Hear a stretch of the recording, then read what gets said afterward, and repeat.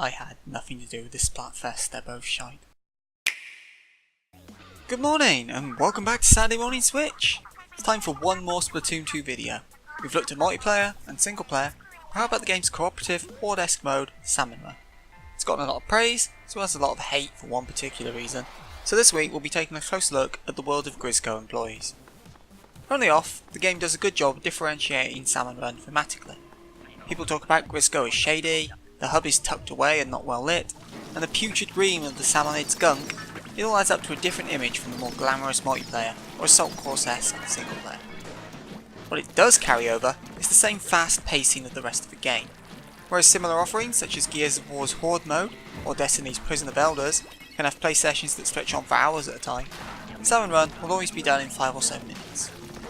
You fight through 3 waves, each lasting around 100 seconds. While you'll always be attacked by various salmonid minions, they have little to no impact on whether you win or lose. The actual goal is to kill off the boss salmonids as they appear. Take one out and it will drop 3 golden eggs, which you have to bring back to your basket. Each player can only carry one at a time though, so you'll need to harvest them as a team, while also making sure those minions don't reclaim what's theirs. Get 3 in the first wave, 4 in the second, and 5 in the third, and boom, you win. Here's your check, thanks for coming, see you bye. With those boss salmonids being so key, the game does a good job of educating you about them too. Mandatory training requires you to kill one of each, and an in-game klaxon and on-screen notification tell you when one has spawned, with players swimming around to find it. This also makes one of the few good uses of the game's communication signals, with the press of the D-pad producing an on-screen beacon so the team can converge and get to work. The 7 bosses themselves all feel different, though some are easier than others. While a stinger just requires you to straight up wail on him, a steelhead requires more precise aiming in a tight time window at a bomb on his head, and a flyfish proves how awkward aiming bombs can be in the heat of the moment. None of them are unfair, but some feel quite fiddly to off, which can lead to unfair deaths. The game never really gets difficult though.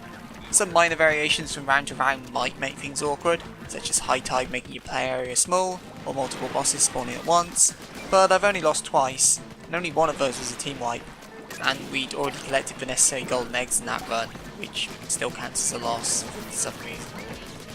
The problems start to emerge as you play more than one round. There's little variance from round to round and game to game.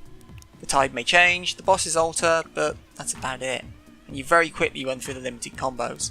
What's more, the scheduling of only having one active game type running for a 24-hour session ensures you're playing the same map with the same few weapons, which is okay for getting you to try out slightly different styles round to round, but hardly makes you want to keep coming back. Compounding this is the slow rate of progression. You'll earn jack all when you first start up, as rank ups boost your rate of pay. But to get every reward out of one shift, you need 600 points total, and I was getting bored of playing the same thing over and over again before I even hit 100. And remember, that 600 has to come out of one 24-hour shift, not several.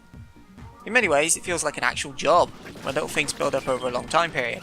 Which is fine, it encourages a you get out what you put in attitude, but there's also little to no bonus for overachieving. You can collect 3 times the golden eggs you need, but it won't net you much extra, and the regular power eggs minions drop are as good as worthless.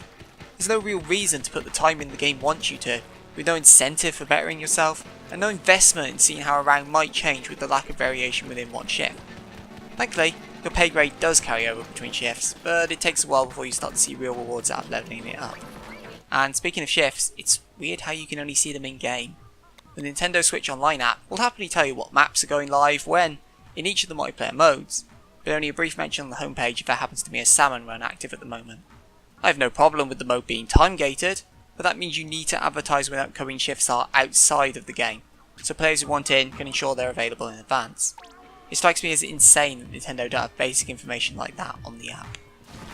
Which all brings me to the conclusion that there's a lot to love, but also a long way to go. On the one hand, the core mechanics of this game are solid and fun. It provides a fast-paced, Horde experience that, to my knowledge, isn't available anywhere else.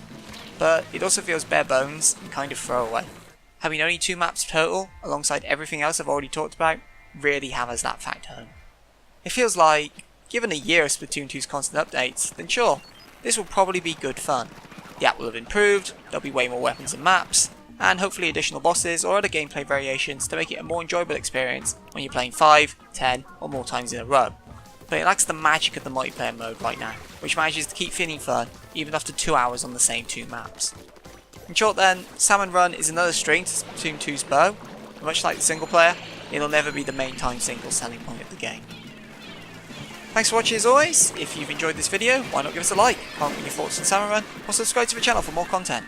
I haven't actually decided on what my next video will be yet, so look forward to that surprise come episode 31. Until then though, see y'all.